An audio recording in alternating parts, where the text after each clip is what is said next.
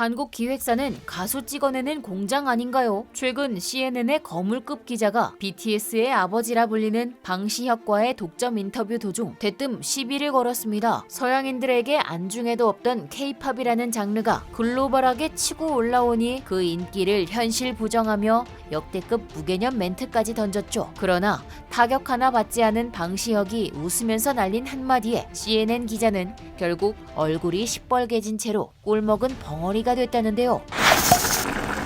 한국에서보다 해외에서 더 인기 많은 K-팝, 아시아부터 유럽, 중동, 아프리카 등 K-팝에 열광하는 해외 팬들의 국적도 엄청 다양한데요. 하지만 무엇이든 팬이 있으면 안티팬도 꼭 있는 법이죠. 이들뿐만 아니라 K-팝의 세계적인 인기에 태클을 거는 뜻밖의 이들이 있습니다. 바로 미국의 기성세대들입니다. 미국에서 보수의 끝판왕을 달리는 라디오 방송국에서는 K-팝의 인기를 부정하느라 BTS 노래 송출을 거부해서 큰 논란이 일었던 적도 있죠. 결국 강하게 항의하는 미국의 젊은 세대 청취자들에게 사과하면서 얼레벌레 마무리되긴 했지만, 이처럼 아직도 오래된 편견으로 인종 우월주의가 깔려있는 백인들 중에는 동양인 아티스트가 자기들보다 우위에 있는 것을 본능적으로 싫어하는 사람들이 있습니다. 심지어 최근 CNN 방송에서는 K-팝은 가수를 찍어내는 공장이라고 깎아내리던 기자가 한국인한테 단 한마디로 역광광 당하는 장면이 전파를 타 화제가 되기도 했는데요. 다짜고짜 K-팝을 후려치는 CNN 기자에게 시원하게 일침을 가한 인물은 다름 아닌 BTS를 만들어낸 하이브 엔터테인먼트 이사회 의장 방시혁이었습니다. 방시혁 의장에게 K-팝 산업에 대한 인터뷰를 하러 한국까지 날아온 CNN 방송 제작진들, 특히 그를 인터뷰한 기자는 CNN의 거물급 기자 리차드 퀘스트였는데요. CNN에서도 극진히 예우를 해주는 유명 기자가 직접 한국까지 찾아온 걸 보면 과연 K-팝의 영향력이 대단히 커졌구나 실감이 나는 것 같습니다. 방시혁 의장은 리차드 퀘스트에게 하이브 엔터테인먼트의 사옥을 구경시켜주며 포럼이라는 공간에 대해 소개했는데요. 로마 시대 토론하고 논쟁하는 장소였던 포럼처럼 직원들이 자유롭게 토론하고 논의할 수 있기를 바란다는 방시혁 의장. 이에 리차드 퀘스트는 여기가 로마 시대 포럼이라면 당신은 카이사르인가요? 라고 뼈있는 멘트를 날리기도 했습니다. 마치 당신이 로마 황제처럼 군림하는 것 아니냐는 유머로 포장한 의미심장한 발언이었죠. 방시혁 의장은 당황한 듯 아니요, 저는 민주주의를 좋아합니다 라며